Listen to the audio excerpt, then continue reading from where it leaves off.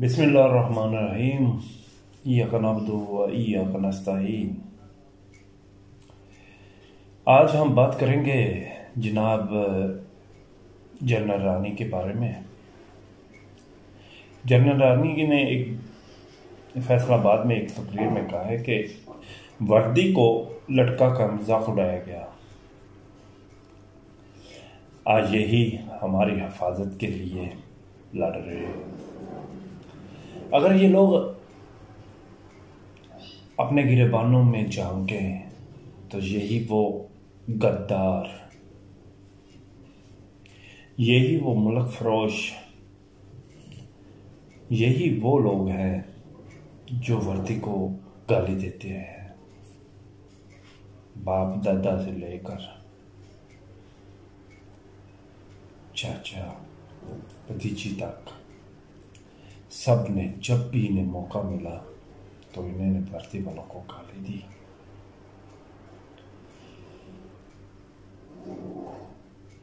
इन्होंने वर्दी वालों की मुखालफत में उदी जैसे बोचर को, कसाई को, कातिल को, कश्मीर में कत्ल गैरत करने वाले को अपना दोस्त बनाया। ना सिर्फ दोस्त बनाया बल्कि अपना बिजनेस पार्टनर बनाया। आज ये हमें बता रहे हैं कि ये वर्दी वालों के साथ खड़े हैं। बोल गई ये गंदी औरत कि इसके बाप ने जनरल मुशर्रफ के खिलाफ क्या कहा था। बोल गई ये गंदी औरत जब इसके बाप ने अमेरिका के हाथ कश्मीरियों का सौदा कर दिया था और सारा मलबा आर्मी के ऊपर डाल दिया था। वो वर्दी वाले नहीं थे। जब इसके बाप ने एक आर्टिकल में कहा था कि बम्बई अटैक आर्मी वालों ने करवाए हैं, क्या वो वर्दी वाले नहीं थे? जब इन्होंने अमेरिका के सदर को कहा कि हम तो आपका साथ देना चाहते हैं लेकिन हमें वर्दी वाले रोकते हैं, क्या वो वर्दी वाले नहीं थे? जब ये जनरल रानी किराए के टट्टुओं को बुलाकर इसने नारे लगवाए, ये जो दहशतगर्दी है इसके पीछे वर्दी है, क्या हम भूल जाएं? हाँ, एक बात तो है, ये चंद जर्नैल बगैरत हो सकते हैं। बगैरत इसलिए कह रहा हूं, माजरत चाहता हूं। आजकल पाकिस्तान में हालात ये चल रहे हैं कि हर कोई कहता है कि ये मोहब्बे वतन है। ठीक है, हमें इस पे कोई इतराज नहीं, ये मोहब्बे वतन है। लेकिन अगर ये मोहब्बे वतन है तो इनके जायदादें रिटायरमेंट के बाद बाहर क्यों निकलती हैं? अगर ये मोहब्बे वतन है तो इन गद्दारों, चोरों, डाकुओं जिन्होंने 30 साल से अब पाकिस्तान को लूटा, गरीब के पास खाने के लिए कुछ नहीं और इनके महल्लात इतने बड़े बड़े, चोरों के साथ क्यों खड़े हैं? ये एक मुहब्बे वतन इंसान, एक मुहब्बे वतन लीडर, पाकिस्तान को समझने वाला, पाकिस्तान से प्यार करने वाला, पाकिस्तान का नाम रोशन करने वाला जब आया तो वो इनको जख्म पे नमक की तरह लगा। कैसे कहें कि ये मुहब्बे वतन है?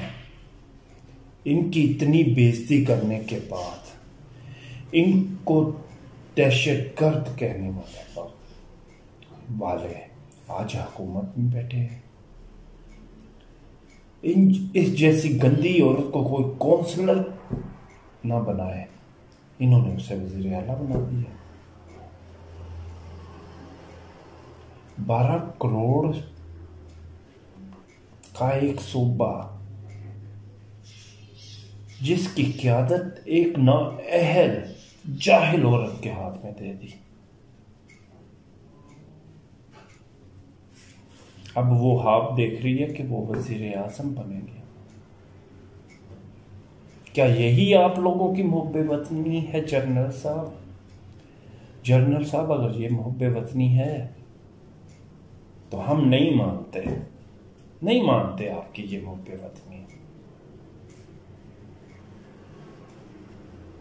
मैं आपको कहता हूं कि इन जैसे चोरों से अपनी जान छुड़ाए। देख लें आप, मैं ये नहीं कहता कि हमारी आर्मी में कोई कमी है। हमारी आर्मी दुनिया की बेहतरीन आर्मी है। कायदे आज़म ने जब आज़ादी हासिल की तो सबसे ज़्यादा तवज्जो एयरफोर्स पर दी। आज हमारी एयरफोर्स दुनिया की बेहतरीन एयरफोर्स है। काश उस वक़्त कायदे आज़म मोहम्मद अली जिन्नाह थोड़ा और टाइम लेकर जर्नलों पर भी थोड़ी सी तवज्जो दे देते तो आज हमें ये दिन ना देखना पड़ता कि वो चोरों डाकुओं को सपोर्ट करते हैं। वो खुद भी जलील होते हैं, जलील होने के बावजूद इन चोरों डाकुओं को हमारे ऊपर मुसल्लत कर देते हैं। बस कर दो जनरल साहब, खुदा के लिए बस कर दो। इन चोरों डाकुओं ने अगर 30 साल तक पाकिस्तान को आगे नहीं बढ़ने दिया तो आगे भी कोई उम्मीद नहीं कि ये पाकिस्तान का बेहतर मुस्तकबिल रोशन होगा। और अब ये समझते हैं कि ये 9 मई के पीछे छुप जाएंगे और 9 मई को सामने रखकर ये इमरान खान और तहरीक इंसाफ को ब्लैकमेल कर लेंगे। जनरल साहब, आपने क्या यकीन दहानी करवाई कि 9 मई के को निशाना बनाकर आप इमरान खान को फांसी तक लेकर जाएंगे? जनरल साहब, ना तो इन्हें हम 9 मई के पीछे छुपने देंगे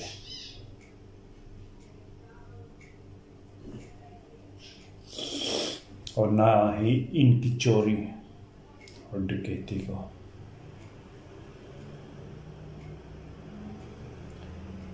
और अगर खुदा ने आपको अब इज्जत दी है तो छोड़ दें ये खेल।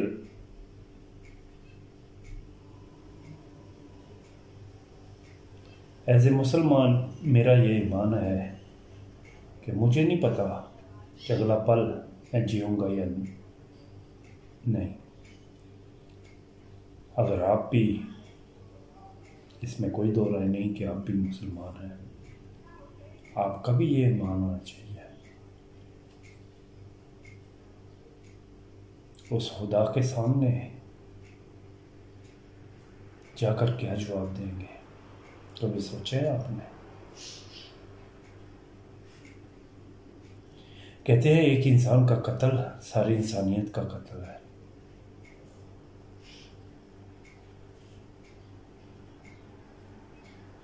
पता नहीं आप इन चोरों, डाकुओं, इन कातलों, इन लुटेरों के साथ कैसे खड़े हो गए।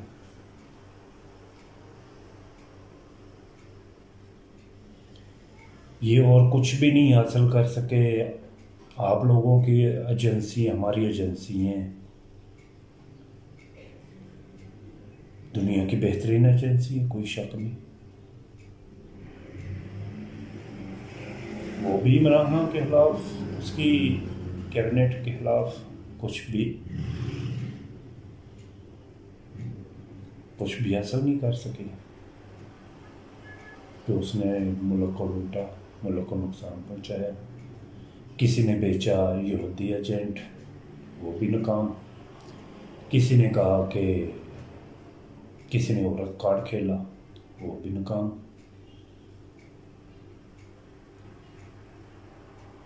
झूठे केस बनाने शुरू किए, वो भी ऐसे बनाए कि एक इंसान के ऊपर उसकी 20 साल कारकर्दगी में एक भी केस नहीं, और अचानक 200 से ऊपर केस चले जाते हैं। और उन 200 केस में एक भी केस ऐसा नहीं जो सच साबित हुआ हो। फिर क्या है कि एक ही चीज रह जाती है, वो 9 मई। एक खिलौना दे दिया आपने इन लोगों को, बस वो खेलते हैं। मुझे तो समझ नहीं आता कि ये वो आप लोगों की बात मीडिया पे करते हैं और आप लोगों की बातें आगे पहुंचाने की कोशिश करते हैं। बस कर दें ये 9 मई और पाकिस्तान को आगे जाने दें। मैं आज एक अदना सा पीटीआई का वर्कर अपने मुर्शिद के बारे में चंद बातें कहूँगा कि इमरान खान दरवेशी इंसान है। अगर आप उससे माफ़ी मांगेंगे तो मैं यकीन से कह सकता हूँ कि वो आपको माफ़ कर देगा। उसका दिल बहुत बड़ा है, उसका दिल बहुत बड़ा है, क्योंकि वो अपने लिए नहीं जीता, वो दूसरों के लिए जीता है। उसे इस मुल्क से बहुत प्यार है। वो इस मुल्क के लिए, इस मुल्क की आवाम के लिए अपनी तमाम तकलीफें भूल जाएगा। वो अक्सर कहता है कि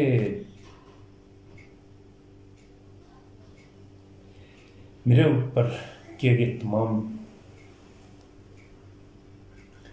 जुल्म मैं माफ़ कर सकता हूँ, लेकिन मुल्क को लूटने वालों को कभी माफ़ नहीं कर सकता। आपने तो डायरेक्ट उसके ऊपर जुल्म किया, उस पर तशद्दुद किया, उसके गिरेबान पर हाथ डाला, उसे 2 साल हो गए जेल में डाला हुआ है। ये तो जुर्म आपने डायरेक्ट उसके ऊपर किया, तो आपको तो वो माफ़ कर देगा। हाँ, अगर आप ये चाहते हैं कि वो इन चोरों और डाकुओं को माफ़ कर दे, ये 9 मई वाले हकीकी हालिक इनको माफ़ कर दे, तो ये वो नहीं करेगा। ये आपसे गुजारिश है, जाएं उसके पास, बहुत बड़ा दिल है उसका। छोड़ें ये 9 मई। इन चोरों और डाकुओं ने पहले जर्नलों के साथ किया जो आपके साथ करेंगे। बाकी रही मुद्दत के 10 साल तो आप आर्मी चीफ रहना चाहते हैं, सिर्फ एक सवाल का जवाब दे देंगे आप मुझे, क्या आप खुदा से गारंटी लेके आए हैं कि आप 10 साल और जिएंगे? अगर कोई गारंटी है तो हम दिखा दें, तो हम ठीक है आपको सपोर्ट करते हैं कि 10 साल के लिए आपको आर्मी चीफ बना देते हैं।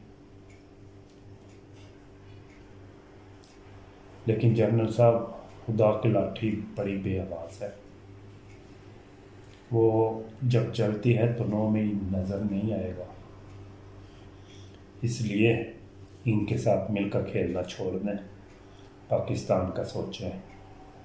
पाकिस्तान हमारा है, आपका है। इन चोरों और डाकुओं का London, America, Switzerland, Dubai, Qatar या हिंदुस्तान, ये इनके मुल्क हैं। पाकिस्तान से इनका लेना देना कुछ भी नहीं। ये सिर्फ और सिर्फ पाकिस्तान को निशाना बनाकर कमाई का जरिया बनाया हुआ है इन्होंने, और कुछ नहीं। खुदा के लिए जाग जाए और 9 मई को बोलकर पाकिस्तान को लेकर इमरान खान के संग आगे चलें। खुदा हाफिज़।